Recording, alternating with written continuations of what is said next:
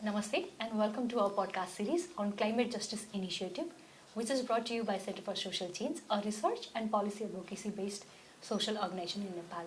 हामीले यो अहिलेको पोडकास्ट श्रृङ्खला हाम्रो यो तेस्रो श्रृङ्खला रहेको छ र हाम्रो यस पोडकास्ट श्रृङ्खलामा अथवा सिरिजमा चाहिँ हामीले नेपालको यो बदलिदो राजनीतिक सामाजिक परिवेश अनुसार विभिन्न समसामयिक विषयहरूमा चाहिँ कुराकानी गर्दै आइरहेका छौँ।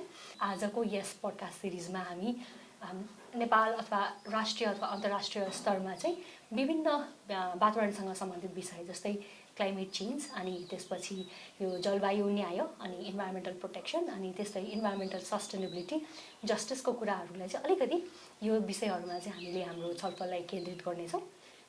मेरो नाम समीक्षा नेउपाने, म सेन्टर फर सोसल चेन्जमा एज रिसर्चरको रूपमा इन्गेज्ड छु केही वर्षदेखि र आजको यस एपिसोडमा चाहिँ हामीसँग हाम्रो एकजना इन्भाइरोमेन्टमा दुई दशकदेखि काम गर्दै आइरहनु भएको, 2 दशकभन्दा पनि बढीदेखि काम गर्दै आइरहनु भएको हाम्रो वरिष्ठ अधिवक्ता मिस्टर पदमबहादुर श्रेष्ठ हुनुहुन्छ।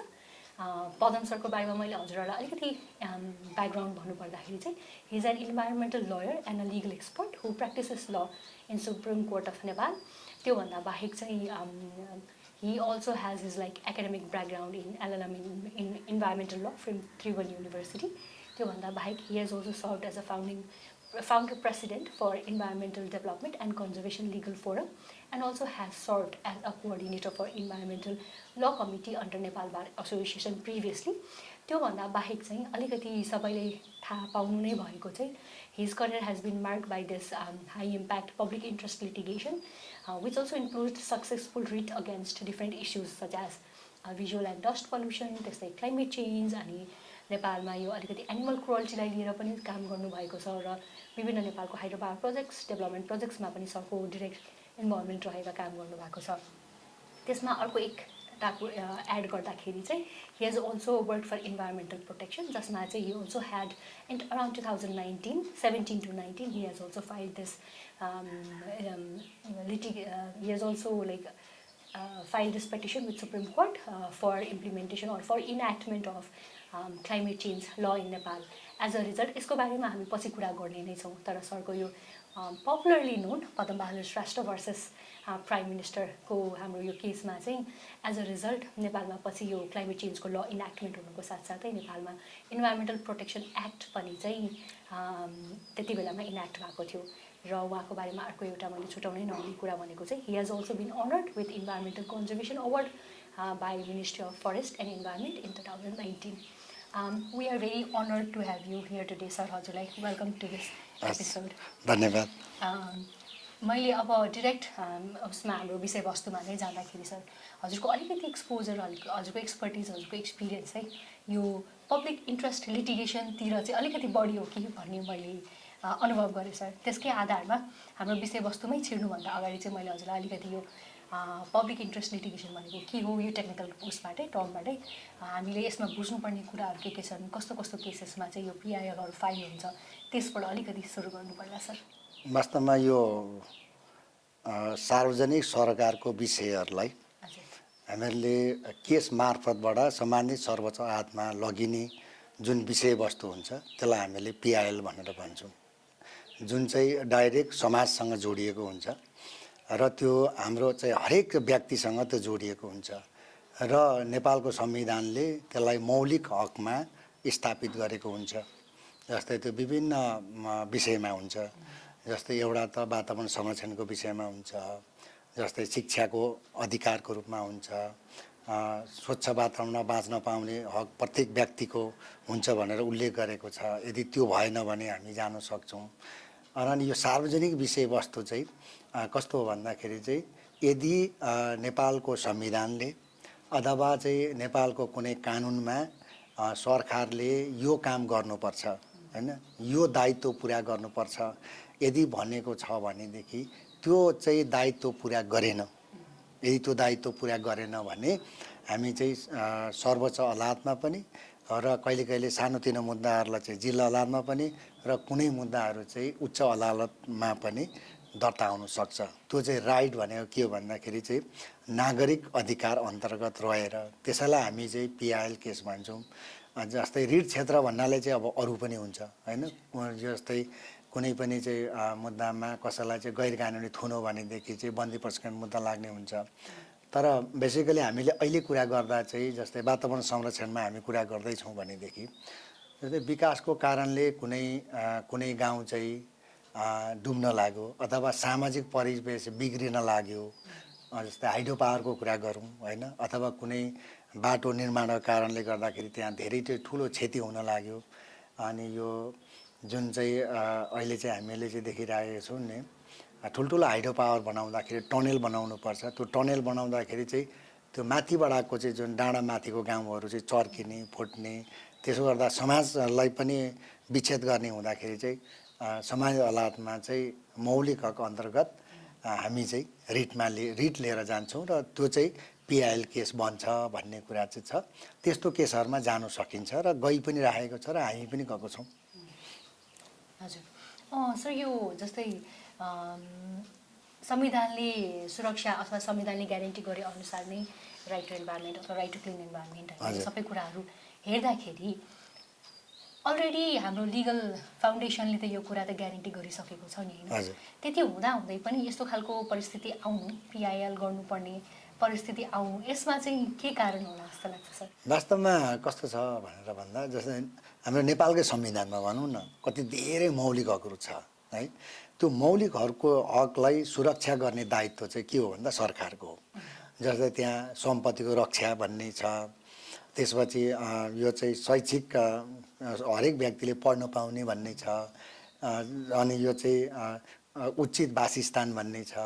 अनि त्यही हामी जोड्ने हो भने चाहिँ के छ भन्दाखेरि चाहिँ हरेक व्यक्तिलाई स्वच्छ वातावरणमा बाँच्न पाउने हक भन्ने छ। यो त के हो भन्दा मैले थोरै भन्ने, यो त के हो भन्दाखेरि चाहिँ नेपालको संविधानले के भन्यो भन्दाखेरि यति चाहिँ नागरिकलाई म दिन्छु, म ग्यारेन्टी गरिदिन्छु भनेको हुन्छ। त्यस कारणले संविधान भन्दा तिमी बाहिर जान पाउँदैनौ, कानुन भन्दा तिमी बाहिर जान पाउँदैनौ भनेर चाहिँ गरिने चाहिँ त्यो रिटको चाहिँ माध्यमले जाने चाहिँ मुद्दाहरू हो। त्यसो गर्नुपर्ने कारण के छ भने जस्तै नेपालको संविधान पनि त अहिले भएको सरकारले बनाएको होइन होइन। जस्तै अहिले यत्रो हाम्रो 500वटा कानुन छ, अहिले बनेको सरकारले बनाएको होइन। तर पहिलाको सरकारले बनाए तापनि त्यो कानुनलाई मान्नुपर्छ भन्ने सिद्धान्त भएको कारणले हामी त्यसलाई यो सरकारले पनि मान्नुपर्छ भनेर चाहिँ हामीले चाहिँ मुद्दा जान्छौँ होइन। त्यो चाहिँ सम्पत्ति रक्षा भनेर भनौँ, वातावरण संरक्षणको कुरा गरेर भनेर भनौँ, यो सबै कुरामा चाहिँ जान्छौँ र कोर्टले त्यसलाई धेरै कुरा चाहिँ रोकिदिएको छ। जस्तै सरकारले कुनै पनि डेभलपमेन्ट गर्नु पर्यो भने वातावरण प्रभाव मूल्याङ्कन होइन, केही समस्या पर्छ कि भोलि भनेर गरेको हुन्छ। तर त्यो गर्दा चाहिँ के हुन्छ भन्दाखेरि त्यसको पूर्णता अथवा त्यो एक्चुअली भोलि के हुनसक्छ त असर पर्छ भन्ने कुरो चाहिँ त्यो आइडेन्टिफाई नगरेको पनि हुनसक्छ। त्यसले गर्दाखेरि त्यो काम गर्दै जाँदा असर पर्छ। त्यो असर पर्दाखेरि चाहिँ व्यक्तिहरू चाहिँ क्षतिपूर्तिमा जानुपर्ने हुन्छ, त्यो प्रोजेक्टै रोक्नको लागि जानुपर्ने हुन्छ। अनि जानुपर्ने बाध्यता यही कारणले हो। त्यो भनेको सरकारले कानुन बमोजिमको काम कार्यान्वयन नगरेको र कानुनलाई मिच्न खोज्दाखेरि जाने कुरा हो। वातावरण मैत्री विकासलाई हामीले कसरी बुझ्ने? वातावरण मैत्री विकास भन्ने बित्तिकै हामी के सोच्छौँ भन्दाखेरि जस्तै विकास गर्ने, जस्तै विकास नगरी त किन समृद्धि हुँदैन नि त। हामीलाई विकास चाहिएको छ, तर विकास गरिराख्दाखेरि चाहिँ त्यो विकास चाहिँ दिगो हुनु पर्यो। त्यो विकासको कारणले गर्दाखेरि चाहिँ नागरिकलाई असर पर्नु भएन होइन। र अनिखेरि चाहिँ त्यसले चाहिँ यो वातावरणलाई पनि असर पर्नु भएन होइन। जस्तै अब विकास गर्ने तर टोटली चाहिँ के अरे चाहिँ भए जति रुख काटेर चाहिँ सबै सहर बसाउने भनेर नेपाल सरकारले निर्णय गर्यो भने त्यो वातावरण मैत्री होइन। जस्तै हामीले चाहिँ खोलामा चाहिँ हामीहरूले चाहिँ के गर्ने भन्दाखेरि चाहिँ बिजुली बनाउने, तर हामीले 20औं किलोमिटरसम्म चाहिँ एक थोपो पानी पनि चाहिँ नछोडिकन चाहिँ त्यो विद्युत निकाल्ने विकास होइन। त्यस कारणले हामी के भनिरहेका छौँ भन्दा हामी चाहिँ अहिले चाहिँ वातावरण मैत्री विकास भन्दैछौँ। हामी अहिले दिगो विकासबाट पनि अझ माथि गएर वातावरण मैत्री विकास। अब दिगो विकास भनेको चाहिँ के हो भन्दाखेरि भोलि भएको चिजलाई आज संरक्षण गरेर भोलि लामो समयसम्म त्यो रहिराखोस्, त्यो नबिग्रियोस् र त्यसले कसैलाई पनि असर नपरोस् भन्ने एउटा दिगो विकासको रूपमा हामीले परिभाषा गऱ्यौँ। तर अब त्यसलाई अझ बढी गर्दा वातावरण जस्तै विकास गर्ने होइन, विकास गर्दाखेरि चाहिँ वातावरण मैत्री तरिकाले गर्ने अथवा वातावरणलाई असर नपर्ने। तपाईँले त्यसको उदाहरणको रूपमा जस्तै प्रोजेक्टको कारणले गर्दाखेरि चाहिँ परियोजना लागू गर्दाखेरि चाहिँ कहिले कहिले केही रुखहरू काट्नुपर्छ होइन, तर त्यो रुख काट्दाखेरि चाहिँ उसले चाहिँ एउटा रुखको सट्टामा उसले 10वटा रुख चाहिँ लगेर रोप्नको लागि उसले आर्थिक रूपमा चाहिँ नेपाल सरकारलाई दिएर उसले 5 वर्षसम्म त्यसलाई संरक्षण गर्नुपर्ने हुन्छ। त्यो चाहिँ के हो, वातावरण मैत्री नबिग्रियोस् है वातावरण होइन। त्यहाँ काटियो रुख त, तर त्यसलाई बढाउनु पर्यो, हुर्काउनु पर्यो, त्यो जिम्मा लिनु पर्यो भन्ने एउटा। अर्को वातावरण मैत्री चाहिँ हामी कसरी लिन्छौँ भन्दाखेरि हामी बाटो बनाइरहेको छौँ भनेदेखि त्यो बाटो बनाइराख्दाखेरि त्यहाँबाट चाहिँ धेरैभन्दा धेरै धुलो उडेर जानु भएन होइन, त्यसलाई सुरक्षित राख्नु पर्यो। त्यसबाट चाहिँ त्यहाँबाट चाहिँ बाटो बनाउँदाखेरि चाहिँ त्यहाँ फुटेर चाहिँ फेरि चाहिँ यो चाहिँ अर्को चाहिँ डिजास्टरको चाहिँ वातावरण हुनु भएन। त्यसलाई सबै थोक हेरेर त्यसलाई चाहिँ समुचित रूपमा चाहिँ के अरे वातावरण मैत्री बनाउनु पर्यो। हाम्रो कामले वातावरणमा प्रत्यक्ष र अप्रत्यक्ष रूपमा चाहिँ प्रभाव पर्नु भएन। त्यस कारणले गर्दा नै हामी के भन्छौँ भने अहिलेको लागि मात्रै होइन, जस्तै अहिले चाहिँ कुनै पनि चाहिँ डेभलपमेन्ट गर्दाखेरि जस्तै विद्युतकै कुरा गरौँ होइन, हाइड्रो पावर कुरा गरौँ, हामीले चाहिँ 10% 20% चाहिँ पानी छोड्नुपर्छ भनेको हुन्छ। काहीँ 10% कतै 20%, राष्ट्रिय निकुञ्जभित्र 20% पानी छोड्ने। त्यो चाहिँ के हो भने त्यो वातावरण मैत्री चाहिँ कायम राख्नको लागि भनेको त्यहाँको जलचरहरूलाई पनि असर नपरोस् होइन भनेर भनेको। त्यसपछि अर्को चाहिँ हरेक यो हाइड्रो पावरमा चाहिँ यो माछाहरू चाहिँ एक ठाउँबाट अर्को ठाउँ जानु पर्यो नि त होइन, त्यो त ड्याम लगाएको हुन्छ। अनि त्यो फिस ल्याडर भन्ने हुन्छ, त्यहाँबाट त्यो माछा सजिलै चढेर अर्कोतिर पनि जान्छ, उताबाट झर्छ पनि। त्यो चाहिँ एउटा के हो भने वातावरण मैत्री रूपमा बनाएको।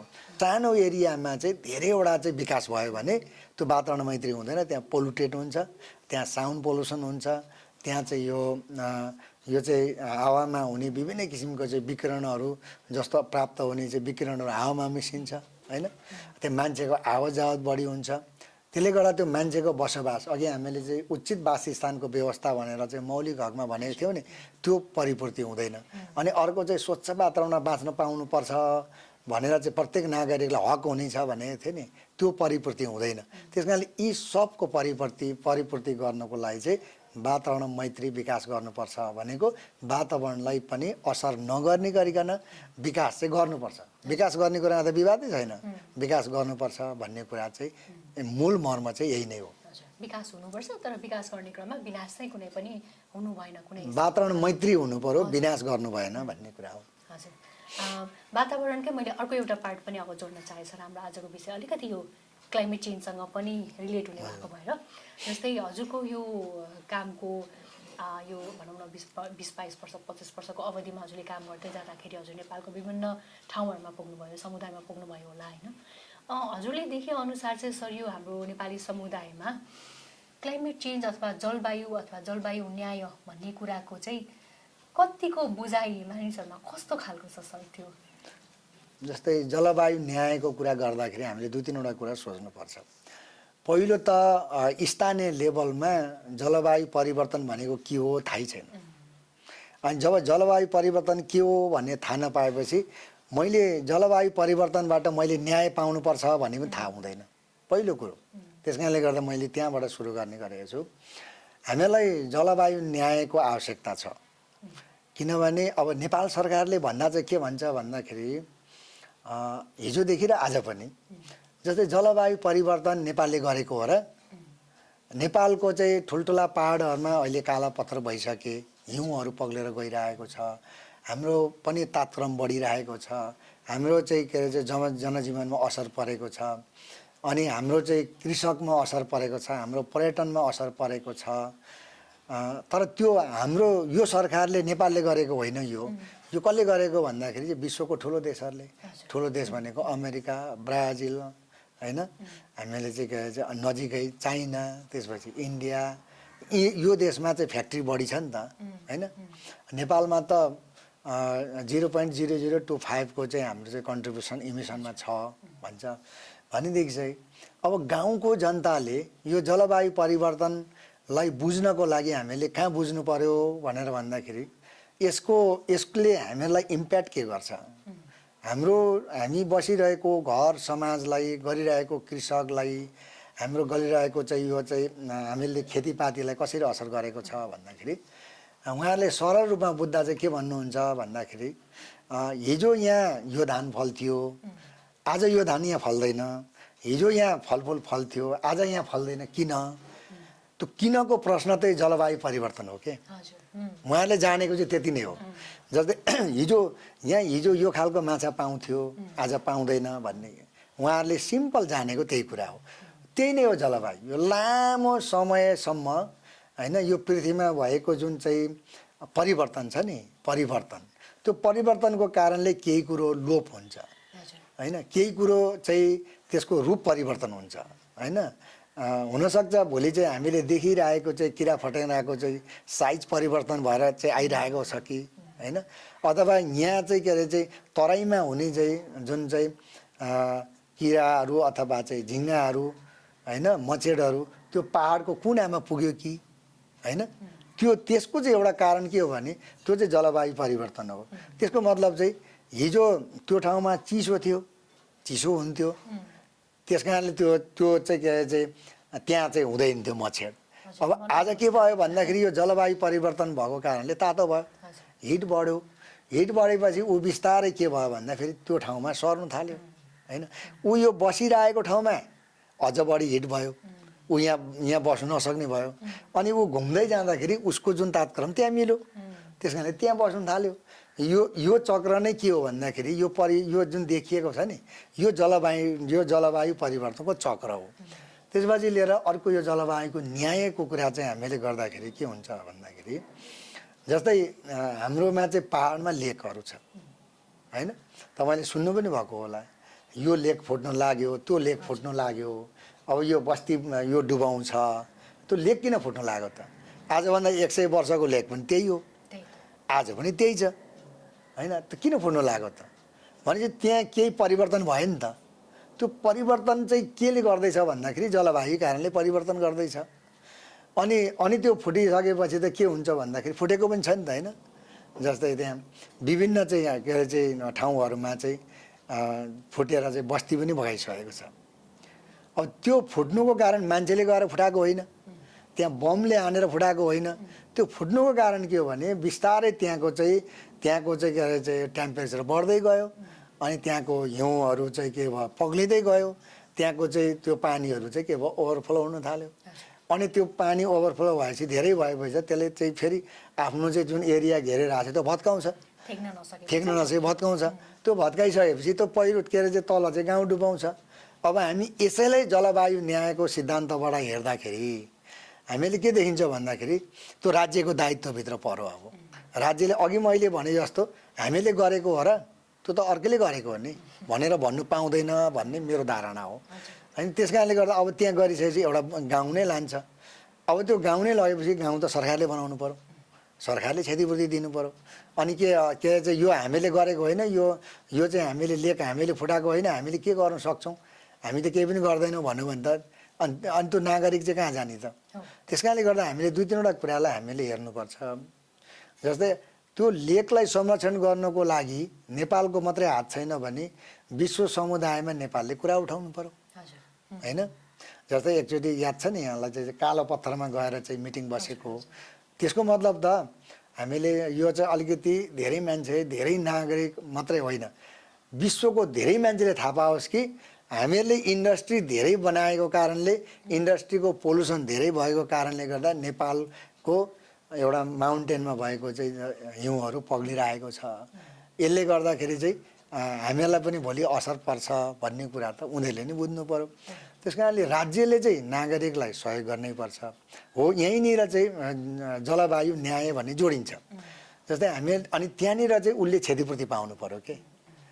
अब त्यो जलवायु परिवर्तनको कारणले भएको कुराहरू त अब सरकारले प्रमाणित गर्ने, त्यो एउटा नागरिकले सक्छ त? सक्दैन नि, सक्दैन नि होइन। एउटा गाउँको कम्युनिटीले सक्छ। अनि त्यो कम्युनिटीले चाहिँ यो जलवायु परिवर्तनलाई भएको कारणले चाहिँ हो भन्यो भने अनि विश्वको मान्छेले पत्याउँछ त? विश्वको देशले पत्याउँछ त? तर सरकारले भन्यो भने पत्याउँछ नि त होइन। तिम्रो कारणले गर्दाखेरि मेरो देशको हिमाल पग्लेको कारणले गर्दा तिम्रो देशबाट चाहिँ आउने नेपालको गाडीलाई तिमीले यति बढी ट्याक्स तिर्नुपर्छ भन्यो भने सरकारले गर्नु सक्छ नि त। हो यस्तो खालको चाहिँ यो चाहिँ सरकारको पक्षबाट चाहिँ लिएर गयो भने मात्रै यो जलवायु न्याय चाहिँ प्राप्त हुन्छ। र व्यक्तिले अथवा चाहिँ एउटा व्यक्तिले जलवायु न्याय प्राप्त गर्नको लागि उसले कहाँ निवेदन दिने भन्ने नै नेपालमा छैन कि। मानौँ न सानो उदाहरण दिन्छु म, जस्तै 10 बिघा जग्गा एउटाले धान रोपेको थियो होइन, त्यो धान सबै डढो, धानै फलेन। त्यो डढो केले भन्दा तात्पर्यले डढो नि, पानी परेन, पानीको मुहान सुक्यो, खोलाको मुहान सुक्यो, अनि घाम बढी लाग्यो, धान सक्यो, धान फल्दै फलेन। एउटा किसानको कुरा गरे। त्यो किसानले चाहिँ के अरे चाहिँ न्याय जलवायु परिवर्तनको चाहिँ बाट न्याय माग्नको लागि उसले इन्टरनेसनलमा निवेदन हाल्न सक्छ? सक्दैन नि। त्यस कारणले गर्दा नेपालकै कुनै निकायमा चाहिँ निवेदन हालेर उसको क्षतिपूर्ति पाउने व्यवस्था गर्नु नै जलवायु परिवर्तनको चाहिँ न्याय हो। यसरी हेर्नुपर्छ भन्ने हो छोटकरीमा। हजुर सर, यो मैले हजुरले जुन भन्नुभयो नि, यदि कुनै हिसाबमा यसरी प्रत्यक्ष असर परेको छ, मानौँ किसानकै धान डढ्यो भने कुनै एउटा निकायमा गएर उसले चाहिँ आफ्नो समस्या राख्न पाउनु पर्यो भन्नुभयो नि। हजुर। त्यो निकाय भनेको चाहिँ अब हामीलाई जसले हामीलाई सुनिराख्नु भएको छ उहाँहरूको लागि यो निकाय चाहिँ के हुनसक्छ? नेपालमा त्यो व्यवस्था छ कि छैन? वास्तवमा यसको चाहिँ मैले भन्दाखेरि दुईवटा कुरोलाई जोड्नै पर्छ। एउटा अहिले भएको कानुन र मैले माग गरिरहेको कानुन, दुईवटा पार्टले हेर्नुपर्छ। यहाँले अघि सुरुमा पनि भन्नुभयो, जसरी सुरुमा भनेको विषयवस्तुलाई म यहाँनिर जोड्न चाहन्छु। जस्तै जलवायु परिवर्तन यदि भएमा कहाँ उजुरी दिने भन्ने हाम्रो कानुनी व्यवस्था छैन, अहिलेसम्म छैन। यो तर 67 सालमा एउटा नीति बनेको थियो, जलवायु परिवर्तन नीति भन्ने बनेको थियो। त्यो नीति भनेको के हो भने कानुन होइन। त्यो नीति उत्तरदायी वहन गर्नु पर्दैन। त्यो जस्ट के हो भने राज्यले यो नीति लिएको छ है, हामी योतिर जाँदैछौँ भनेर भनेको। जलवायु परिवर्तनको हामी काम गर्छौँ, हामी यसलाई न्यूनीकरण गर्न जाँदैछौँ, यसलाई हामी चाहिँ कमसेकम अनुकूलन गर्न जाँदैछौँ, हामी जनतालाई अवेर गर्दैछौँ, यो गर्दैछौँको कुरा भए। तर यदि कसैले गरेन भने, उत्तरदायित्व वहन गरेन भने उसलाई दण्डित बनाउनु पर्छ भन्ने कानुन त छैन। त्यस कारणले मैले सम्मानित अदालतमा मैले यहीँ जोडेँ, मैले यो जलवायु परिवर्तन कानुन चाहिन्छ भनेर चाहिँ छुट्टै बनाइपाऊँ भनेर मुद्दा हालेँ, मैले दर्ता गरेँ। त्यो दर्ता गर्नुको 2-3वटा कारण थियो। पहिलो त नेपालमा जलवायु परिवर्तनको कुनै पनि ऐनमा जलवायु परिवर्तन उल्लेख थिएन।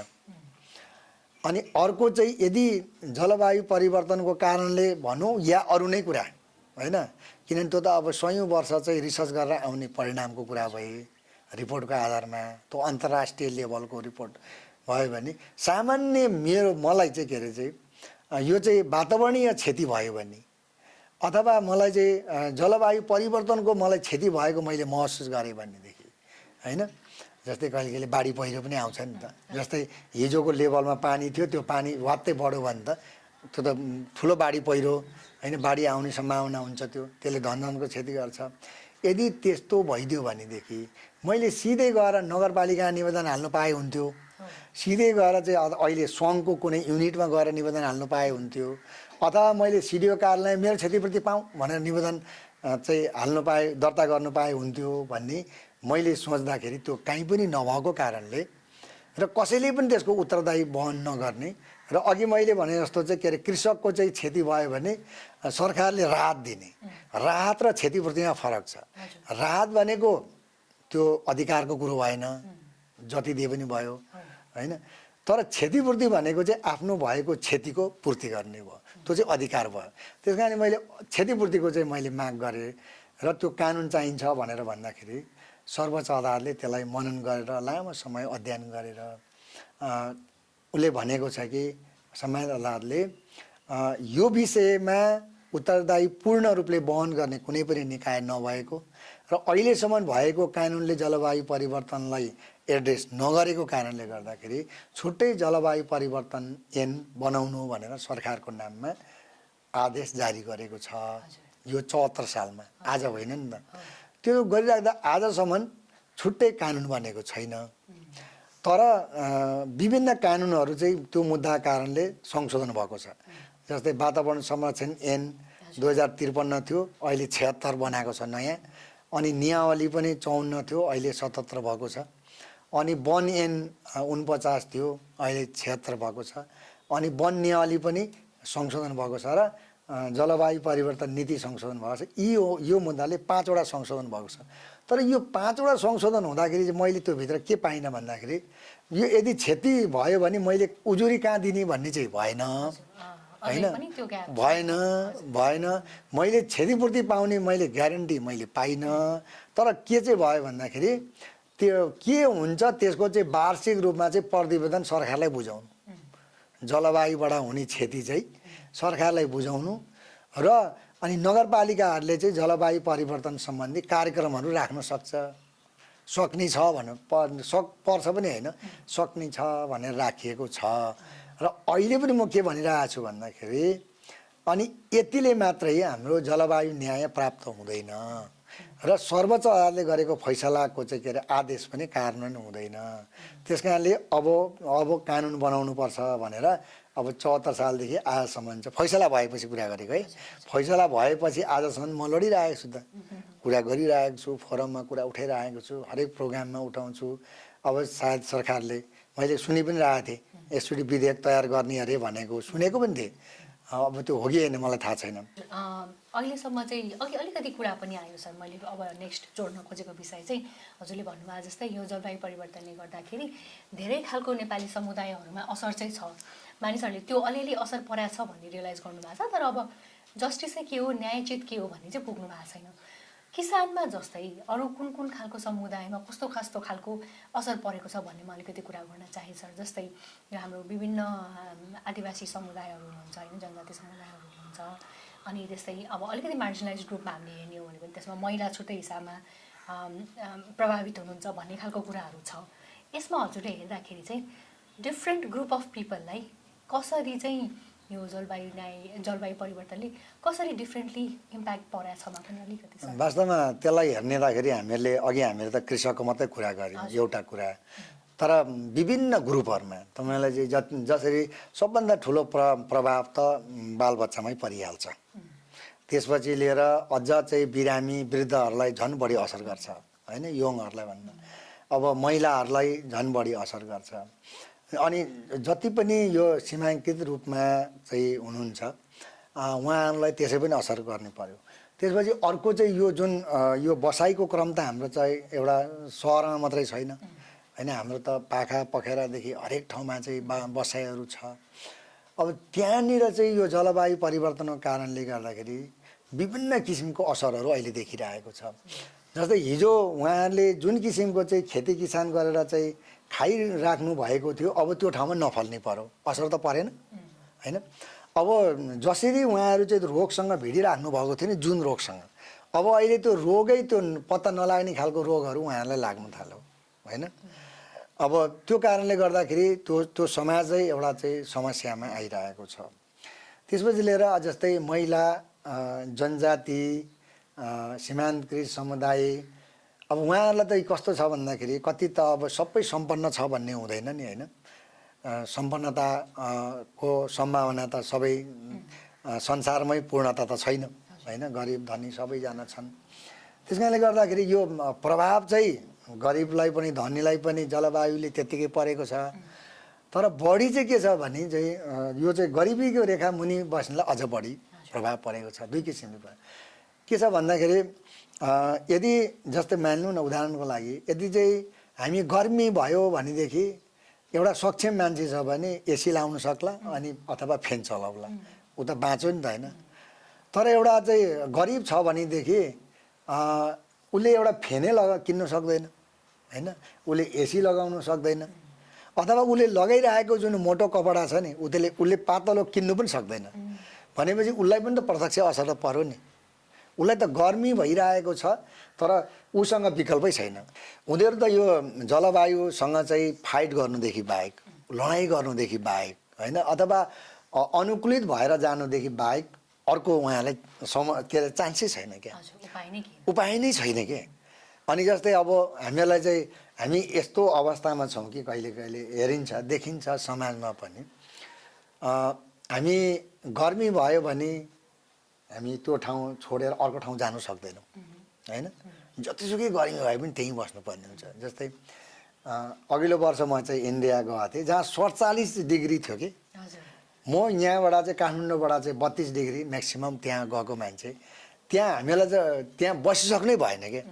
मैले सोचेँ अनि हामी अनुकूलित भएर बस्ने त हामी भन्छौँ, तर हामीलाई टाइम लाग्छ नि त, हामी 10 दिनमा 15 दिनमा हामी सक्दैनौँ कि। अनि त्यो बेलासम्म त्यो मान्छेलाई फेरि त्यो कारणले गर्दाखेरि ऊ कति कमजोर भइसकेको होला होइन, कति समस्या होला उसलाई। त्यस कारणले हामीले यो नदेख्ने जुन समस्या छ नि जलवायु परिवर्तनको कारणले, त्यो समस्याहरू त यति धेरै छ हामीले पत्तै लगाउन सकेको छैन। हामीले यति आफ्नै तरिकाले चाहिँ के अरे हेरिरहेको छौँ। जस्तै हामीले जति काम गर्नुपर्ने थियो नि हामी त्यति कामै गर्न सक्दैनौँ। हामीले जति इफोर्ट दिएर चाहिँ हामीले चाहिँ हाम्रो दिमागबाट चाहिँ नयाँ कुराहरू निकाल्नु पर्ने थियो हाम्रो त्यति पनि निक्लिन सक्दैन होइन। त्यो विभिन्न कारणले गर्दाखेरि, जलवायु परिवर्तनको कारणले गर्दा एउटा सहर एउटा गाउँ अथवा एउटा कुनै पाठ त्यस्तो होइन। मैले एउटा कुरा जोड्नु मन लाग्यो, एकदम मैले आफैले देखेको घटना, यो म्याग्दीमा अहिले चाहिँ म्याग्दीको चाहिँ अलिकति 2600 मिटर माथि चाहिँ पानीको मुहान सबै सुक्यो। मैले त्यहाँको बुढाबुढीलाई सोधेको थिएँ यो पानीको मुहान यहाँ पहिला थियो भन्दा यत्रो ठुलो पानी आउँथ्यो अनि खोला पनि ठुलो थियो, के गरी सुक्यो त यो, के गरी सुक्यो त यो भनेर भन्दाखेरि उहाँहरूको दुईवटा जवाब थियो। एउटा त यो हिजोको तापक्रम यहाँ चिसो हुन्थ्यो, यहाँ अहिले त बसी नसक्नु तातो हुन्छ सर भन्नुभयो, एउटा तापक्रमको कारणले। अर्को चाहिँ उहाँहरूले चाहिँ के भने तल चाहिँ यो चाहिँ के अरे चाहिँ यो खोलामा चाहिँ हाइड्रो पावर धेरै आयो, त्यो हाइड्रो पावरले गर्दाखेरि यहाँ चाहिँ टनेलहरू यहाँबाट भित्र गएको छ, यो डाँडै डाँडा टनेल गएको छ। त्यो टनेलको कारणले गर्दाखेरि त्यो टनेल आएपछि यो चाहिँ के भयो भन्दा हाम्रो मुहानहरू सुके भन्ने कुरा चाहिँ उहाँहरूले गर्नुभयो। दुईवटा कारण, अब त्यो उहाँहरूले भनेको वैज्ञानिक कुनै रिसर्चले भनेको होइन उहाँको। त्यस कारणले गर्दा हामी यो बस्तीहरू सबै छोडेर, हाम्रो 90वटा जति घर थियो त्यहाँनिर मैले देखेको, त्यो घर छोडेर हामी पानी आउने ठाउँमा बस्नु गएको छौँ भनेपछि त्यहाँ असर परेन, पर्यो नि त्यहाँ। उनीहरूले त्यो कारणले अब यो जलवायु परिवर्तनकै कारणले हो भन्ने कुरा त त्यसलाई सरकारले अब रिसर्च गर्नु पर्यो क्या, त्यहाँ जानु पर्यो नि त। त्यस कारणले गर्दा मैले के भन्ने भन्छु, नेपाल सरकारको रिसर्चै भएन क्या। त्यस कारणले जब रिसर्च हुँदैन भने हाम्रो चाहिँ यहाँ रेड प्लस अफिस छ होइन, अब अहिले हामी कार्बन ट्रेड गर्ने भनेर कानुनै आइसक्यो होइन अस्ति 2082मा। यसलाई परिपूर्ति गर्नको लागि हामी यसको लक्ष्यमा पुग्नको लागि पनि हामीले त त्यहाँ त पुग्नुपर्छ नि त, त्यो रिसर्च त गर्नुपर्छ नि। त्यो रिसर्च मैले गरेको भेटाएको छैन। हजुर कस्तो इन्ट्रेस्टिङ लाग्यो सर मलाई। भनेपछि जलवायु न्यायको त फरकै कुरा, तर हामीलाई चाहिँ जलवायु परिवर्तनको असर परेको छ भन्ने कुरा पुष्टि गर्ने पनि अहिलेसम्म त्यस्तो मेकानिजम छैन। त्यस्तो छैन, हुनुपर्छ भन्ने हो। हजुर भनेपछि यसै पनि त्यो त right to live in clean environment अथवा संविधानले दिएको विभिन्न हकहरू चाहिँ यसै पनि यो हिसाबमा पनि अलिकति हनन भएकै नै छ। हजुर हजुर यो डेभलपमेन्टको कुरा जोड्नु भयो सर, मैले डेभलपमेन्टकै अर्को एउटा क्वेसन अब यसमा एड गरेँ है। जस्तै हाइड्रो पावर प्रोजेक्टमा होस् अथवा यो हुन्छ नि जहिले पनि हामीले क्लाइमेट जस्टिस भन्ने बित्तिकै आउने एउटा one of the major debate भनेको environmental conservation protection versus development, र अब यसमा चाहिँ जस्टिसको डिमेन्सनलाई पनि जोड्नुहुन्छ। So environmental protection versus justice versus डेभलपमेन्टको कुरामा चाहिँ हाइड्रो पावर प्रोजेक्टको इक्जाम्पल एउटा भयो। अर्को मैले एकदमै अहिले देखेको एकदम धेरै चर्चामा आएको भनेको यो केबल कार प्रोजेक्ट्सहरू पनि हो सर। जस्तै अन्नपूर्ण रिजनमा पनि हजुरले यसमा पनि काम गर्नुहुन्छ सायद, त्यो अन्नपूर्ण रिजनमा भएको केबल कारको सिक्लेसको, अनि त्यस्तै यो पाथिभरा रिजनमा भएको केबल कारको प्रोजेक्टकोहरूमा पनि कुराहरू थुप्रै छ सर। यसमा जस्टिसको डिमेन्सन कहाँ जोडिन्छ सर? र त्यसमा मैले अर्को दुईवटा थप मेरो जिज्ञासा, जस्तै त्यस्तो फ्राजाइल इकोसिस्टम अथवा पब्लिक ल्यान्ड युज गर्ने राइट, त्यसको बेसिस के हो सर? त्यो फाउन्डेसन कहाँबाट आउँछ? र यस्तो डेभलपमेन्ट प्रोजेक्ट्सहरूले गर्दा जुन पनि असर पर्छ नि वातावरणमा, त्यो असर चाहिँ who bears that cost of that damage अथवा डिस्ट्रक्सन, यो कहाँसम्म जान्छ यो डिस्ट्रक्सनको इम्प्याक्ट, यसमा अलिकति वास्तवमा यसलाई हामीले नेपालको संविधानलाई जोड्नुपर्ने हुन्छ। यही नेपालको संविधानको धारा 30 मा एउटा व्यवस्था गरेको छ, यो चाहिँ विकास र वातावरणको सन्तुलन भनेर। विकास र वातावरणको सन्तुलन हामीहरूले कुनै पनि जस्तै अहिले विकासकै कुरा भनौँ न, हामी जस्तै केवल कार होइन, यहाँले कुरा गर्नुभयो, सायद मैले नै मुद्दा गरेको विषयमा कुरा गर्नुभएको होला। यो पोखराको सिक्लेसबाट कोरीसम्मको चाहिँ केवल कार बन्दै थियो। मैले त्यो केवल कार बनिराख्दाखेरि मैले 2-3वटा कुराको चाहिँ रिसर्च गरेँ। मैले मुद्दा हाल्नु भन्दा पहिला मैले त्यसले सोचेँ, किनभने म पनि विकास विरोधी होइन, विकास हुनुपर्छ, केवल कार पनि बन्नुपर्छ, बाटो पनि ठुलो बन्नुपर्छ भन्ने नै हो। अनि नभए त्यसो गर्ने हो भने त नेपालमा भएका कतिवटा केवल कार छ, मैले सबैलाई मुद्दा हालेर छैन नि। मैले त्यो सिक्लेसबाट कोरी जाने भन्ने कुरा मैले पहिलादेखि नै त्यो एउटा कोरीको चाहिँ इम्पोर्टेन्सको बारेमा मैले पढेको थिएँ। त्यसको महत्त्व, त्यो टुरिज्म महत्त्व, जैविक विविधता महत्त्व, त्यसको संरक्षण गर्नुपर्ने कारणहरू, त्यहाँ भएका चाहिँ विविधतासँग जोडिएका विषयवस्तुहरू, त्यो एउटा केवल कार त्यहाँ पुर्याउने बित्तिकै त्यसको डिस्ट्र्याक्सन हुने, त्यसको चाहिँ वन्यजन्तुको चाहिँ ह्याबिटाटमा डिस्ट्र्याक्सन हुने देखि लिएर त्यहाँको जुन जैविक विविधता, त्यहाँको चाहिँ आफै चाहिँ के अरे चाहिँ फुलहरू उम्रिने होइन, त्यहाँको सयौँ फुलहरू कसैले पानी हाल्नु पर्दैन, सयौँ जातको फुलहरू उम्रेर चाहिँ त्यो फुल र त्यहाँबाट डाँडा हेर्नको लागि मान्छे एक दिन हिँडेर ट्राभलमा चाहिँ त्यो ट्राभलको रमाइलो, त्यो अन्नपूर्ण पात हुन्छ त्यो बाटो हो, त्यो रमाइलो हेरेर त्यहाँ गएर त्यो महसुस गरेर फर्किन्छन् होइन। त्यहाँ हजारौँ मान्छेहरूको काम छ है। त्यसपछि लिएर त्यस्तो ठाउँमा टोटल्ली त्यसलाई चाहिँ बिगारेर त्यो एउटा चाहिँ त्यो केबल कार त थपके आफै तार जाने होइन, त्यहाँ त के चाहिँ पिलरहरू गाड्दै लिएर जानु पर्यो, त्यहाँ सयौँजना मान्छेले काम गर्नु पर्यो। त्यसपछि त्यसको प्रोजेक्टमा चाहिँ त्यसको डाँडामा लगेर पनि एउटा चाहिँ होटल स्टाइलको होइन, होटलै बनाउने भन्ने चाहिँ सम्मको संरचनाहरू थियो। त्यसपछि लिएर मैले के भने त्यसलाई यो जैविक विविधताको विरुद्धमा हो, यो त्यो चाहिँ एउटा चराहरूको वासस्थान होइन, विशेष त डाँफेहरूको वासस्थान हो। डाँफे त हाम्रो राष्ट्रिय जनावर पनि हो। त्यस कारणले गर्दा त्यहाँ बनाउनु हुँदैन। त्यो ठाउँ अन्नपूर्णको लागि, अन्नपूर्णको चाहिँ अन्नपूर्ण पदमार्ग हो। त्यो संसारले चिनेको, संसारका मान्छेहरू विदेशी यदि नेपालमा आउँछन् भने यो बिल्डिङहरूमा बस्छु र काठमाडौँको चाहिँ गल्ली हेर्छु र ठुलो सडक हेर्छु र यहाँको बस चढ्छु भनेर कोही पनि विदेशी आउँदैन होइन, विदेशी आउँदैन। इन्डियनहरू धार्मिक रूपले आउलान्, तर जो हामी फरेन भन्छौँ उनीहरू यहाँ आउँदैनन्। उनीहरू यहाँ काठमाडौँबाट झरेर पोखरा गएर अथवा कुनै क्षेत्रमा गएर हाम्रो चाहिँ के चाहिँ उत्तरतिरको चाहिँ ठुलो चाहिँ पहाडको नेचर र त्यो नेचरसँग जोडिएर बसेका हाम्रो चाहिँ जति पनि चाहिँ जैविक विविधता छ त्यसलाई मात्रै हेर्न आउने हो। र उनीहरूकै देशमा भएको केबल कारहरू चढेर फेरि यहाँ चढेर केबल कारमा गएर अनि 2 मिनटमा पुगेर 2 मिनटमा फर्किन आएको होइन। उनीहरू हिँड्दाखेरि इन्जोय, हिँड्दाखेरि चाहिँ उनीहरूको चाहिँ आफूले चाहिँ कल्पना गरेका चिजहरू छ कि छैन त यहाँ होइन। अनि त्यहाँ पुगेर चाहिँ उनीहरूले गर्ने महसुस के हो त, यी सब कुरालाई उनीहरूले गरेर त्यो 15 दिनसम्म महिनौँ दिनसम्मको चाहिँ टाइम लिएर चाहिँ त्यो टाइमको चाहिँ राख्नु सक्ने। नेपालले त जति बढी चाहिँ समय टुरिस्टलाई राख्यो त्यति फाइदा हो नि त होइन। अनि केबल कारले आज लगेर अहिले एकछिनमा ल्याइदिने त त्यो त त्यहाँ केही पनि भएन नि त, त्यहाँ त मान्छेले त कसैले पनि त्यहाँ त काम पाएनन् पनि, सर्भिसिङ दिनु सकेनन्। त्यस्तो जैविक विविधता भएको ठाउँमा चाहिँ गर्नु हुँदैन भनेर भने सम्मानित सर्वोच्च अदालतबाट चाहिँ परमादेश जारी भएको छ र अहिलेसम्म त्यहाँ रोकिएको छ, बनेको छैन। अब त्यो कसरी चाहिँ त्यो सर्वोच्चको फैसला पूर्णपाट आएको छैन। हेर्नु अहिले 2 वर्ष भयो, आजसम्म आएको छैन। 2 वर्ष नाग्यो त्यो मुद्दा। मलाई लाग्छ यो चाहिँ अस्ति 11 गते भदौको 11 गते 2 वर्ष पुग्यो, फैसला आएको छैन। तर अर्डर सिट त आयो नि त, परमादेश जारी गरेको छ भन्ने आएको हुनाले। अब मैले यहाँनिर चाहिँ हामी विकासको चाहिँ जस्टिसको कुरा गरौँ, मैले त्यो चाहिँ सिक्लेसको कुरा सकेँ मैले, अहिले रोकिरहेको छ। अब यतातिर आएर पाथिभरा पनि एउटा केवल कार हो।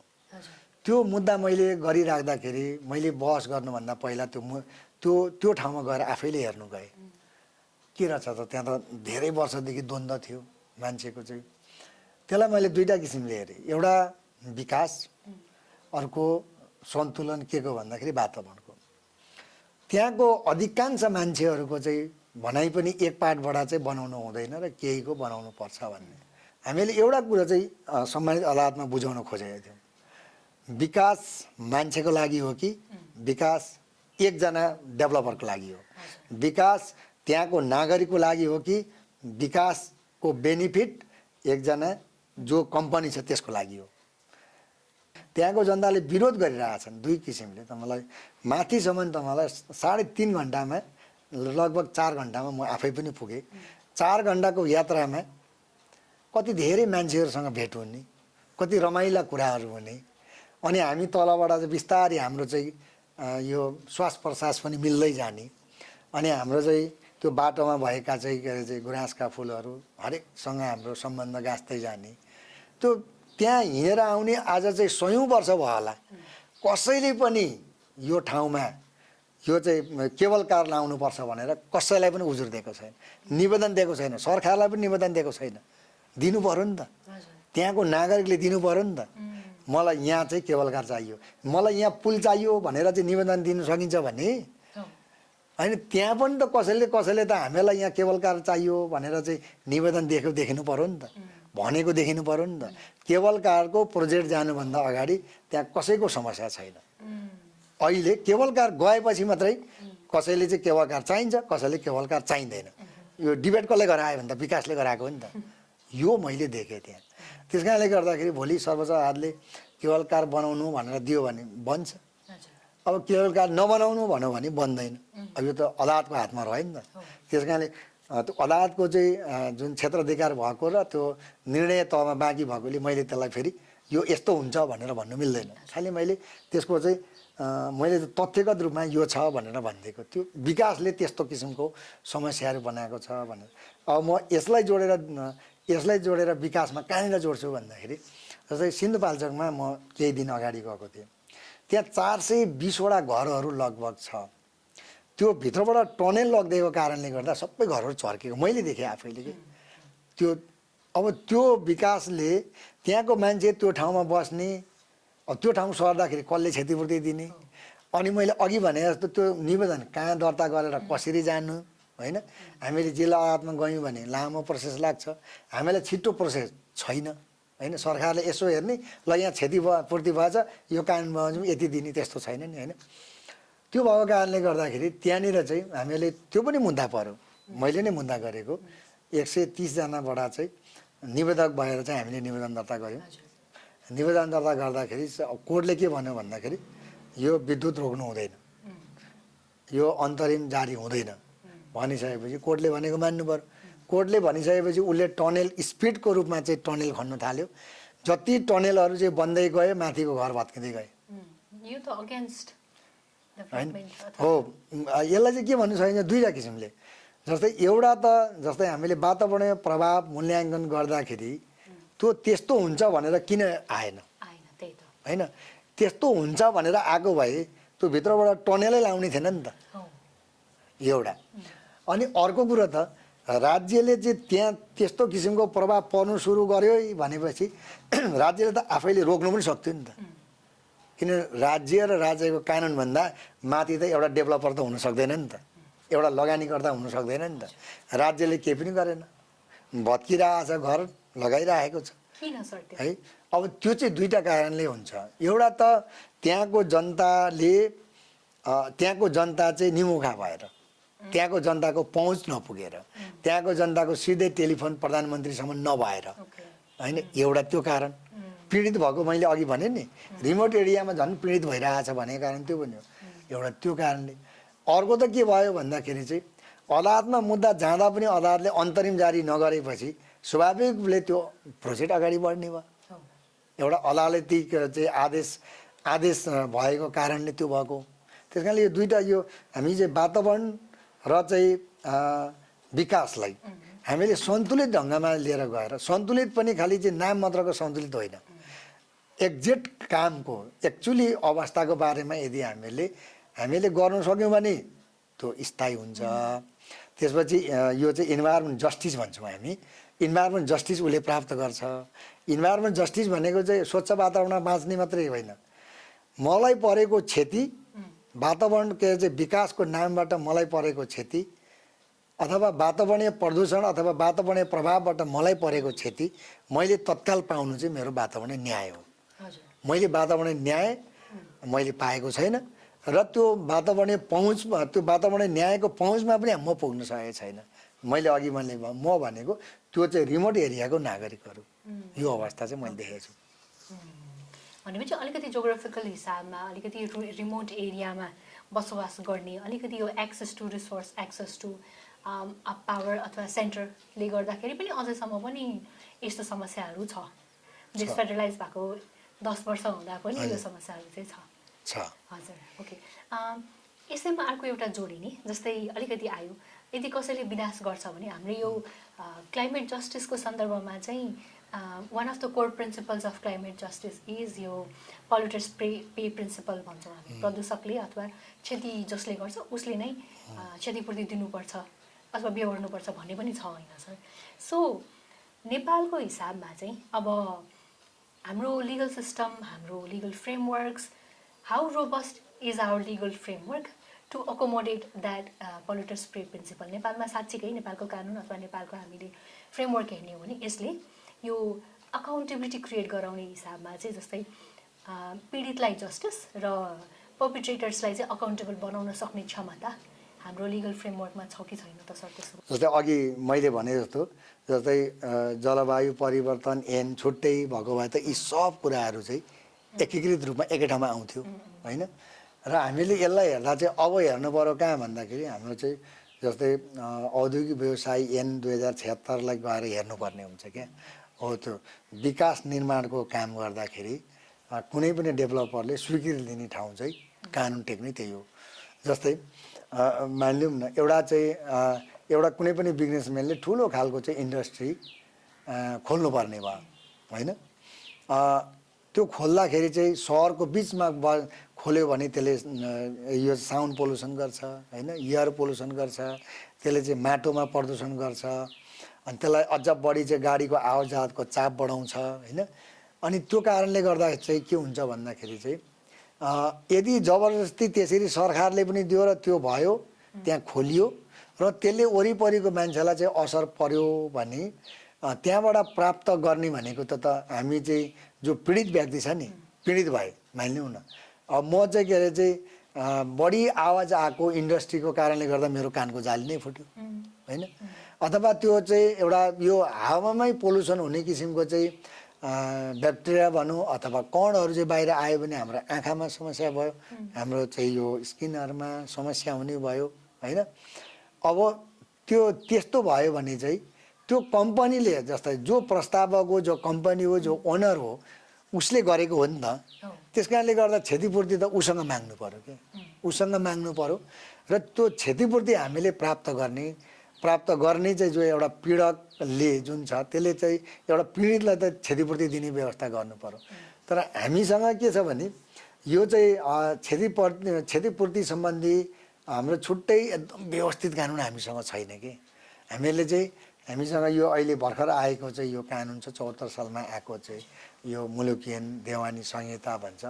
यसमा केही कसैको कारणले कसैलाई प्रभाव पर्ने किसिमको काम भयो र त्यसबाट क्षति भयो भनेदेखि सोही व्यक्तिले त्यसलाई चाहिँ क्षतिपूर्ति तिर्नुपर्ने छ भन्ने एउटा कानुन छ होइन? हामी अहिले चाहिँ अर्को स्पेसल कानुन नभएको हुनाले त्यो कानुनलाई पक्रेको हुन्छौँ।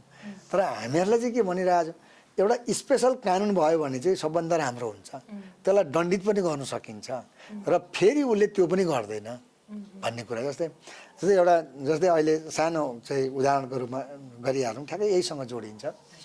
जस्तै यो एउटा चाहिँ क्रसर उद्योग है, त्यो क्रसर उद्योग चाहिँ यो चाहिँ ठ्याक्कै गाउँको छेउमा बिचमै ल्याएर चाहिँ जबरजस्ती एउटा चाहिँ यो उद्योगले ल्याएर राख्यो जबरजस्ती। यो चाहिँ हाम्रो चाहिँ कसलाई आएको चाहिँ केस हो। त्यो केस मैले हेरेको हुनाले मैले चाहिँ यहाँ उल्लेख गर्नु मन पर्यो, यो ठ्याक्कै योसँग मिल्छ। अब त्यो चाहिँ उसले दर्ता पनि गरेको छ कम्पनीमा, उसले चाहिँ औद्योगिक व्यवसाय ऐनअनुसार अनुमति पनि लिएको छ। तर उसले उत्पादन के गर्दैछ भन्दा ढुङ्गा गिट्टी चाहिँ के अरे चाहिँ त्यहाँबाट चाहिँ त्यहाँ इन्डस्ट्रीबाट चाहिँ ठुलो ढुङ्गालाई सानो बनाउने अनि त्यो ढुङ्गा चाहिँ लगेर चाहिँ बेच्ने, उसको इन्डस्ट्री त्यो। अब त्यो गर्दा चाहिँ के हुने भयो भन्दा आवाज आउनु पर्यो, त्यहाँबाट धुलो आउनु पर्यो। अनि त्यहाँको जनताहरू चाहिँ 10औं वर्षदेखि पीडित भएर उहाँहरूको चाहिँ डक्टरमा पनि डक्टरी पनि खर्च भएको, पछि 8-10 वर्ष पछाडि सहनु नसकेपछि उहाँहरू चाहिँ पछि म भएकोमा आउनुभएको थियो र मैले सुप्रिम कोर्टमा मुद्दा हालेँ र मुद्दा हालिसकेपछि यही क्वेसन उठेको थियो कि हामीलाई एउटाले पीडा दिइराख्ने, हामी चाहिँ सहिराख्ने अनि उसले पैसा कमाइराख्ने, हामी चाहिँ के भन्दा रोगी भइराख्ने, हाम्रो क्षतिपूर्ति कसले दिन्छ? अहिलेसम्म क्षतिपूर्ति दिएको पनि छैन, अहिलेसम्म हामी पीडित पनि भयौँ। अब यो कम्पनी बन्द गर्नुपर्छ भन्ने मुद्दा पर्दाखेरि कोर्टले यो सम्पूर्ण कुरा हेर्दाखेरि चाहिँ यो बन्दै गर्नुपर्ने देखेको हुनाले यसलाई चाहिँ बन्द गर्नु भन्ने आदेश गर्यो र आज चाहिँ लगभग 6 महिना जति भयो होला त्यो बन्द भएको छ र उहाँहरूले चाहिँ हामीले सुखको सास फेर्न पाएको छौँ भनेर चाहिँ भन्नुभएको थियो कि त्यो चाहिँ एउटा उनीहरूले चाहिँ तर पोल्युटर पे अनुसार उनले क्षतिपूर्ति त पाएनन् हैन, वर्षौँ 10औं वर्षदेखि उनले पीडा गरेको पाएनन्। उनीहरूले चाहिँ के अरे चाहिँ त्यो आवाजले गर्दाखेरि चाहिँ सुत्न नसकेर अरू पर घरमा जानुपर्ने हैन, अनि के अरे खाना र कुरा गर्दा पनि त्यो इन्डस्ट्री कतिखेर बन्द हुन्छ अनि कुरा गर्नुपर्ने पीडित त थियो नि त हैन। त्यो धुलै आउनुपर्छ भन्ने छैन नि, अरू कुरा पनि त पीडित हुन्छ नि हो। यस्तो कुराबाट चाहिँ कमसेकम मुक्ति पायौँ भनेर चाहिँ उहाँहरूले चाहिँ मलाई भन्नुभएको थियो। मलाई पनि त्यसले एउटा चाहिँ सन्तुष्ट दिलायो भनौँ न। डिरेक्ट कम्पेन्सेसनको अहिलेसम्म त्यस्तो केही प्रावधान अथवा प्र्याक्टिस नभइसके पनि उहाँहरूलाई राहतको हिसाबमा चाहिँ केही न केही काम चाहिँ भएको छ। यसमै सर अर्को एउटा जस्तै मलाई इन्ट्रेस्टिङ लागेको जस्तै फ्याक्ट्री इन्डस्ट्रीहरूको कुरा जस्तै नेपालमा अर्को एउटा अलिकति चर्चाको विषय भनेको चाहिँ यो प्राकृतिक स्रोतहरूबाट जस्तै ऱ्याम्प्यान्ट अथवा इलिगल रिभर बेड माइनिङ भन्छ नि, यो गर्ने बालुवाहरू झिक्ने उत्खनन गर्ने त्यो प्र्याक्टिसहरू नेपालमा यत्रो लज पोलिसिज हुँदाहुँदै पनि नेपालमा यो कामहरू त कन्टिन्यू नै भइरहेछ नि होइन सर? त्यो चाहिँ किन कन्टिन्यू भइरहेछ? यसमा चाहिँ सुप्रिम कोर्टहरूले विभिन्न यस्तो अर्डरहरू दिइराख्दा पनि यो चाहिँ गभर्मेन्टले इम्प्लिमेन्ट गर्नै नचाहनु भएको हो कि अथवा पोलिटिकल विल कम भएको हो कि यस्तो यो नेचुरल रिसोर्सको डिस्ट्रक्सन अथवा उत्खननको प्र्याक्टिसहरू चाहिँ नेपालमा अझै पनि किन जारी नै छ सर? अहिले पनि जारी छ यो 2-3वटा कुराहरू, किनभने यो विषयमा मैले नै सर्वोच्चमा मुद्दा दर्ता गरेको छु। भर्खरै फैसला भयो, म त्यसको कुरा पनि म गर्नेछु। जस्तै हामीसँग 6000 नदी नाला त छ, तर त्यो सबै नदी नालाबाट चाहिँ ढुङ्गा गिटी बालुवा निक्लिँदैन। जुन माथि पहाडबाट चाहिँ सिधै चाहिँ स्पिडमा आउने चाहिँ जुन नदी नालाहरू छ त्यहाँबाट मात्रै ढुङ्गा गिटी बालुवाहरू निक्लिन्छ, सबै खोलाबाट निक्लिँदैन। तराईको सबै खोलाबाट ढुङ्गा गिटी बालुवा निक्लिँदैन, तर माथिबाट आएको चिज त्यहाँ तराईसम्म पुगेपछि निक्लिने हो। अनि एउटा सामान्य सिद्धान्त त के छ भन्दाखेरि हरेक वर्ष 1 मिटर जति चाहिँ माथिबाट चाहिँ बगाएर लिएर आउँछ र त्यो चाहिँ निकाल्यौँ न भने त्यो खोलाको सतह बढेर फेरि यता के चाहिँ हाम्रो गाउँ बस्ती डुबाउँछ भनेर निकाल्नेको पहिलाको उद्देश्य त्यो हो कि उद्देश्य चाहिँ त्यो थियो। अब अहिले त्यो उद्देश्यले आएर बिजनेसमा परिणत भयो, अब व्यापारिक भयो क्या। पहिला चाहिँ त्यो ननिकाल्दाखेरि चाहिँ हाम्रो घरहरू चाहिँ डुबाउँछ, खोला माथि आउँछ, सतह बढ्छ भन्ने थियो। त्यसलाई व्यापारिकमा परिणत भइसकेपछि जति सक्दो बढी निकाल्नुपर्छ भन्ने हो। अब हाम्रो कानुनको कुरा चाहिँ के छ भने हाम्रो चाहिँ अब यत्रो के चाहिँ लगभग 4 अरबको चाहिँ व्यापार हुन्छ भनिन्छ होइन, मैले सुनेको। यत्रो व्यापार हुनेमा चाहिँ हाम्रो चाहिँ नदीजन्य उत्खननको कानुनै छैन कि। मेन कुरो चाहिँ कानुनै छैन। त्यो कतिसम्म निकाल्ने भन्ने मापदण्ड पनि छ? मापदण्ड मात्रै छ, मापदण्ड भनेको कानुन होइन। मापदण्ड भनेको चाहिँ जस्तै 1 मिटर निकाल्ने, अनि स्काभेटरले नखन्ने, अनि बेलुका 6 बजेसम्म मात्रै खन्ने, राति नखन्ने भन्ने यो चाहिँ के भयो भन्दा यो चाहिँ मापदण्ड भए। मापदण्ड भनेको चाहिँ मैले पनि कुरा गरेँ, मापदण्ड भनेको हामी यसो गर्छौँ है भन्ने हो है। तर यदि कानुनै भएको भए चाहिँ जस्तै 3 फिटमा उसले 4 फिट खन्यो भने के हुन्थ्यो भने उसको कम्पनी खारिज हुन्थ्यो, उसको कम्पनी के हुन्थ्यो भने कालो सूचीमा जान्थ्यो। अझ बङ्गलादेशमा त यसरी गैर कानुनी रूपमा यदि यो चाहिँ नदी उत्खनन गर्छ भने उसलाई कुनै पनि ब्याङ्कबाट लोन नदिनु भन्नेसम्म छ। तर नेपालमा त्यस्तो छैन र त्यो पनि नभएको कारणले गर्दा मैले 7वटा प्रदेशलाई मैले मुद्दा दर्ता गरेँ कि 7वटा प्रदेशलाई र नेपाल सरकारलाई मुद्दा दर्ता गरेँ। यो चाहिँ नदीजन्य उत्खननको छुट्टै कानुन बनाउनुपर्छ, त्यसबाट चाहिँ गैर कानुनी गर्नेलाई दण्डित पनि गर्नुपर्छ र त्यो चाहिँ नियमित रूपमा त्यसलाई निकालेर सुरक्षित गर्नुपर्छ भनेर चाहिँ मैले मुद्दा दर्ता गरिसकेपछि अहिले चाहिँ यो सर्वोच्च अदालतले पनि परमादेश जारी गरेको छ। कुन सालको कुरा छ यो त अहिले भर्खरै हो, यो चाहिँ 81 सालको लास्टतिर हो। यही सेरोफेरोमा चाहिँ फैसला भएको छ। त फैसला कपी आइसकेको छैन, यो पनि कपी आएको छैन, किनभने यो फैसलाको कपी आउनलाई नै हामीलाई 4-5 महिना लाग्छ। तर हामीलाई चाहिँ एउटा अर्डर चाहिँ गरिदिएको हुन्छ, दिएको हुन्छ। परमादेश जारी भनेको विपक्षीको भनाइ पुगेन भनेको, अनि त्यो भएको छ। त्यो हुँदाहुँदै सरकारले चाहिँ अब हामीले पछि पनि बनाउनै पर्ने हो भनेर अहिले विधेयक तयार हुँदैछ होइन, विधेयक तयार हुँदैछ। त्यो विधेयक सायद अहिले आयो भनेदेखि यदि पास भयो भने भोलि त्यो कम्पनीहरूलाई पनि नियन्त्रणमा लिन सक्छ। अघि मैले भने जस्तो दण्ड सजाय गर्न सक्छ। अनि फेरि अब दण्ड सजाय पनि के चाहिँ कति गर्ने, भोलि कैद कति गर्ने होइन, ती सब कुराहरूलाई चाहिँ हामीले त्यहाँ व्यवस्थापन हुन्छ भन्ने कुरा हो। त्यो आउनुपर्छ भन्ने कुरामा चाहिँ यदि आयो भने सुरक्षित हुन्छ भन्ने। जस्तै हाम्रो नागरिक ऐन आएको हुनाले त तपाईँ हामी सुरक्षित छौँ, हाम्रो नागरिकता ऐन आएको हुनाले तपाईँ र मैले नागरिकता पाउन सक्यौँ। हो त्यस्तै नदी उत्खनन सम्बन्धी चाहिँ कानुन आयो भने पो नदीले न्याय पाउँछ त। अहिलेसम्म चाहिँ यो त अहिलेको समस्या होइन नि त होइन सर, भनेपछि अहिलेसम्म चाहिँ हामीसँग किन त्यो कानुनहरू छैन त सर? त्यो यस्तो कारणले हो, एउटा त त्यो कानुन चाहिन्छ भनेर चाहिँ नागरिक लेभलमा उठाइदिने मान्छे भएनन्। मैले उठाएँ मुद्दाबाट, तर अरूले त उठाइदिएनन् नि त। अनि सरकार चाहिँ यसमा चाहिँ के अरे चाहिँ हाम्रो भाषामा अनदेखा गर्यो भनेको चुप लाएर बस्यो, आँखा चिम्लेर बस्यो। हामीले मापदण्ड बनाएकै छौँ, अब छोडिदिउँ होइन। भनेपछि सर सरकारले अलिकति जवाफदेही बनाउने वान एन्ड ओन्ली जस्तो नै देखेँ मैले, त्यो तरिका भनेको चाहिँ हाम्रो विधेयक हुनु पर्यो, त्योसँग सम्बन्धित कानुन हुनु पर्यो, बाहेक अरू त्यस्तो उपाय छैन। यदि त्यस्तो भयो भने पो हामीहरूले चाहिँ अघि मैले भनेको चाहिँ सर्वोच्च अदालतमा यो कानुन बमोजिम चाहिँ यो कानुन पालन गरेन, यो चाहिँ उपयुक्त किसिमले कानुन पालना गरेन भनेर हामी मुद्दा जान सक्छौँ। विशेष एउटा चाहिँ भन्ने जस्तै मैले चाहिँ अहिले कानुन बनाइ पाऊँ मात्रै भन्ने थिइनँ नि त। यदि कानुन बनेको भए यो कुरो लागू भएन भन्थे नि त। जस्तै कारबाही भएन भने कारबाही भएन यसलाई भन्थे, मैले त्यो भन्नु पाइनँ नि त। त्यस कारणले यी यस्ता कुराहरू चाहिँ हामीलाई इम्प्याक्ट गर्छ। हजुर सर, मैले अब एउटा हजुरले काम गर्दै आइरहनु भएको अर्को एउटा विषय पनि यहाँ हजुरबाट अलिकति प्रश्न गर्न खोजेँ सर। जस्तै यो काठमाडौँमा काम गरिरहँदाखेरि अलिकति यो भिजुअल पल्युसन अथवा हुन्छ नि नेपालको यो विभिन्न ठाउँहरूमा जुन हामीले होर्डिङ बोर्डहरू देख्छौँ, त्यो भिजुअल पल्युसनलाई लिएर पनि हजुरको मैले कामको एक्सपिरियन्स अलिकति थाहा पाएको छु सर। यो भिजुअल पल्युसन चाहिँ यसले गर्दाखेरि कसरी चाहिँ नागरिकहरूको राइट हनन कसरी भइरहेछ सर? यो विषयमा काम गर्न किन जरुरी भयो सर अहिले? वास्तवमा यो त अब धेरै अगाडिको कुराहरू, अहिले हामी चाहिँ 83मा हिँड्दैछौँ। आजभन्दा चाहिँ के अरे 10-12 वर्ष अगाडिको विषयवस्तु उजागर गरेको मैले।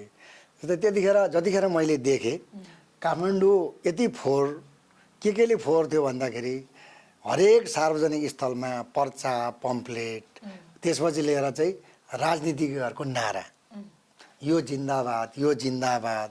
त्यो जिन्दाबाद भनेको चाहिँ त्यो एउटा व्यक्ति 5 वर्षमा देखेको त्यो बच्चाले पढेको त्यो 18-20 वर्ष हुँदासम्म त्यो मेटिँदैन रहेछ। त्यो मैले मिति हेर्दाखेरि त्यो पत्ता लगाएँ कि मिति पनि लेखिन्थ्यो नि कहीँ अथवा 10 वर्ष अगाडिको पनि त्यो थियो कि। अनि कहीँ एउटा मोमो पसल खुल्यो भने 100औं पोस्टर सानो कि A4 साइजको। त्यसपछि एउटा कहीँ चाहिँ ठुलो चाहिँ यो चाहिँ धार्मिक प्रोग्राम हुनु पर्यो भने त्यहाँनिर ठुलो ब्यानर सबैतिर राखिदिने कि यो चाहिँ के चाहिँ कपडाको ब्यानर। त्यसपछि कुनैले कसैले केही उत्पादन गर्नु पर्यो भनेदेखि त्यो उत्पादनको चाहिँ सामानको चाहिँ ठुल्ठुलो ब्यानरहरू चाहिँ सानसानो ब्यानरहरू त्यो पिलरहरूमा राख्ने होइन, उसको पिलरहरूमा।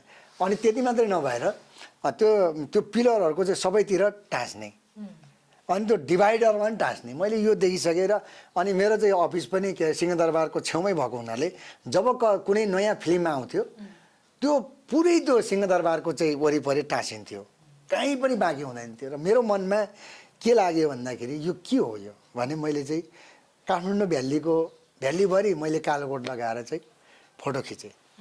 लगभग 200-400 500 नै मैले फोटो खिचेँ होला, लाग्यो 4-5 महिना। त्यो मलाई त्यो मुद्दा बन्छ भन्ने मलाई थाहा थिएन। मैले पढ्न त पढेको थिएँ, तर त्यो मैले चाहिँ काइन्ड अफ पोल्युसन भन्दा पनि अङ्ग्रेजीमा पनि नभेटिने, नेपाली चाहिँ के अरे चाहिँ यो प्रदूषणको प्रकार भन्दा पनि कहीँ पनि नभेटिने। मैले पहिल्यै एउटा उठाएँ के भन्दाखेरि यसले यो चाहिँ मेरो आँखाको चाहिँ दृश्य छ, मैले पहिला आँखाको दृश्य चाहिँ त्यसलाई असर पार्यो भन्ने एउटा क्वेसन उठाएँ। अर्को चाहिँ यो प्रदूषण गर्यो यसले, अनि त्यो दुईटा जोडेर अनि दृश्य प्रदूषण भएको के। पहिलो त्यो एकैचोटि मलाई त्यो शब्द दृश्य प्रदूषण हो यो भन्ने आएको होइन, पहिला मेरो दृश्यलाई यसले असर पार्यो भने त्यस कारणले यो पनि प्रदूषण हो भनेपछि त्यसलाई जोड्दाखेरि दृश्य प्रदूषण भन्ने शब्द बन्यो। अनि यो दुईटा शब्द एकैचोटि नेपालमा कहिले आएको छैन यो मुद्दा पर्नुभन्दा अगाडि है। त्यसपछि अनि कोर्टमा यो प्रवेश गरेर र कोर्टले यसलाई सिरियसली लियो कि कोर्टले तत्कालै कोर्टको चाहिँ एउटा लाइन पढ्न चाहन्छु म। सम्मानित अदालतले अन्तरिम दिँदाखेरि निवेदकले पेश गरेको फोटोहरू हेर्दा यो बेन्च मर्माहित भएको छ, शब्द ठ्याक्कै यही छ, मर्माहित भएको छ। त्यस कारणले गर्दाखेरि यस्ता चिजहरू तत्कालै त्यो ठाउँबाट निकाल्नु र त्यो ठाउँलाई चाहिँ सफा गर्नु भन्ने आदेश सुरुमै जारी भयो क्या। र अन्तिममा फैसला त अब म अहिले भन्नुलाई छोटकरीमा र यति भइसकेपछि त्यो मुद्दामा चाहिँ धेरै चाहिँ मिडियाहरूमा आए, पहिलो भयो नि त। ल हामीले चाहिँ के अरे चाहिँ सार्वजनिक ठाउँमा चाहिँ त्यो छाप्नु पाइँदैन, राख्नु पाइँदैन, कसलाई टाउको दुख्यो यो, यस्ता कुरा त स्वाभाविक भए। र यसमा धेरै थ्रेट पनि आयो मलाई। थ्रेट कहाँबाट आयो भन्दाखेरि जब यो मुद्दा परिसकेपछि त नगर परिषदले यो भित्तामा चाहिँ यो चाहिँ राजनीतिकहरूको स्लोगन लेख्नु दिएन, स्लोगन लेख्दै गरेकोलाई समातेर लग्यो। लगिसकेपछि उहाँहरूले पनि भनिदिनु भएछ यो त पदमबहादुर श्रेष्ठले मुद्दा हालेर गरेको यो नम्बर हो भनिदिनु भएछ। उहाँहरूले मलाई फोन गरेर तँलाई सिधाइदिन्छु भनेर फोन गरे, त्यतिसम्म पनि भयो आयो होइन। म सुरक्षित हुनुको लागि मैले पनि कसैलाई फोन गरेर म सुरक्षित हुनुपर्ने अवस्था आयो। यस्तो थ्रेडहरू त सामान्य कुरा हुन्छ। त्यस कारणले गर्दा पछि अन्ततः फैसला भयो कि यो यस्तो किसिमको यदि राख्नु पर्यो भनेदेखि नगरपालिकासँग स्वीकृत गरेर राख्नु, अनि त्यो नगरपालिकाले त्यसको चाहिँ के भन्छ राजस्व पनि लिनु र यो सम्बन्धी आवश्यक पर्ने कानुनहरू पनि निर्माण गर्दै जानु भन्ने किसिमको चाहिँ परमादेश जारी भएको हुनाले अहिले विज्ञापन ऐन जारी भएको छ 77 सालमा। त्यो जारी भएर अहिले चाहिँ नगरपालिकाको चाहिँ नोट गरेर त्यहाँ रासो तिरेर त्यसलाई असर नपर्ने ठाउँमा राख्नु दिने चाहिँ अहिले छ। त्यसले गर्दा चाहिँ करोडौँ रुपियाँ त अहिले यो विज्ञापनबाट उठ्छ, जुन मैले मुद्दा गरेको कारणले गर्दाखेरि त्यो उठ्नु पर्यो। हजुर, भने त्यो सहरलाई अलिकति वातावरण मैत्री बनाउन र अलिकति बस्न योग्य बनाउनलाई पनि वातावरणका यस्ता विभिन्न कुराहरूमा चाहिँ हामीले ध्यान अब चाहिँ हाम्रो पुगोस् र हजुरको पहल कदमीले चाहिँ यसमा धेरै सहयोग पुगेको छ भन्ने चाहिँ मैले यसबाट एउटा निष्कर्ष पनि निकालेँ सर। अब हजुरलाई मेरो अन्तिम प्रश्न आजको हाम्रो यस एपिसोडको लागि चाहिँ कि नेपालमा धेरैवटा राम्रा प्र्याक्टिसेसहरू पनि छन्, हजुरले आफूले गर्नुभएको लिटिगेसन्सहरूले पनि धेरैवटा उदाहरणहरू दिएको छ। अब हामीले यो वातावरणको सुरक्षा र जलवायु न्यायको अथवा वातावरण न्यायसँग सम्बन्धित न्यायको हाम्रो पहलहरूलाई अन्तर्राष्ट्रिय स्तरमा पुर्याउनको लागि चाहिँ के कस्ता कदमहरू चाल्न सकिन्छ र यसमा अझै विशेष जस्तै जो चाहिँ युवाहरू जसले चाहिँ यस्तो खालको कदमहरूलाई अथवा गुड प्र्याक्टिसेसहरूलाई इन्टरनेसनल लेभलमा लान चाहनुहुन्छ भने उहाँहरूको लागि चाहिँ हजुरको सुझाव के छ सर? वास्तवमा यो अत्यन्त महत्त्वपूर्ण कुराहरू हो होइन। जस्तै वातावरण संरक्षणको कुराहरू, ओभरअल वातावरण यो हाम्रो देशको मात्रै होइन क्या, यो क्रस कटिङ इस्यु भनेर भन्छौँ हामीले। जस्तै यहाँ भएको हाम्रो पशुपतिनाथ हाम्रो मात्रै होइन, यो विश्वको हो।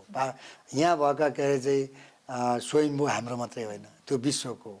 त्यो सबैको अधिकार र त्यहाँ आउने छुने अनुभव गर्ने अधिकार उहाँहरूसँग छ होइन, धर्म जाति परम्परा अनुसार।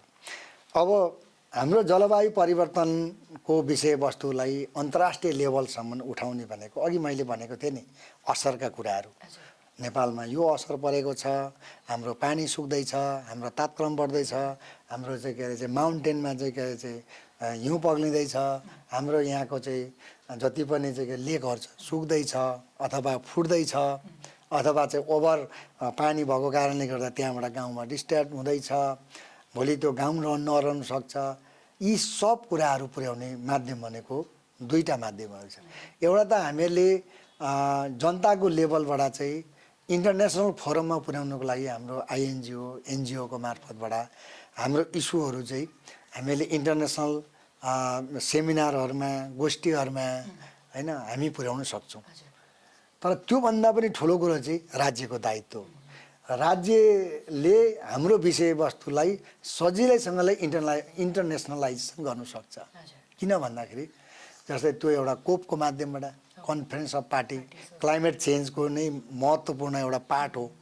त्यसले नै गाइड गरिरहेछ कि अबको चाहिँ के अरे चाहिँ दुनियाँमा हामीले कसरी बाँच्ने, फ्युचर जेनेरेसनलाई हामीले के दिने, त्यो दिनको लागि, राम्रो चिज दिनको लागि अथवा यो फ्रेन्डली वातावरण दिनको लागि हामीले के गर्नुपर्छ भनेर संसारको देशहरूलाई दिशानिर्देशन गर्ने त हाम्रो चाहिँ के अरे चाहिँ कन्फरेन्स अफ पार्टी भन्छ होइन, क्लाइमेट चेन्जको त्यही हो नि त।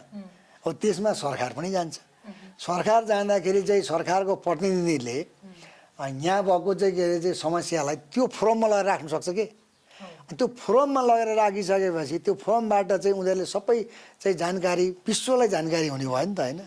त्यो विश्वलाई जानकारी भएपछि यहाँ चाहिँ कुनै नयाँ एड आउनुको लागि, आर्थिक सहयोग आउनुको लागि पनि त्यसले सहयोग गर्छ।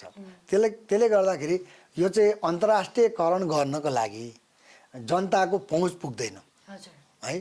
त्यो राज्यले नै त्यो पहुँच पुर्यायो भने त्यो एउटा राज्य स्तरको पहुँच हुन्छ।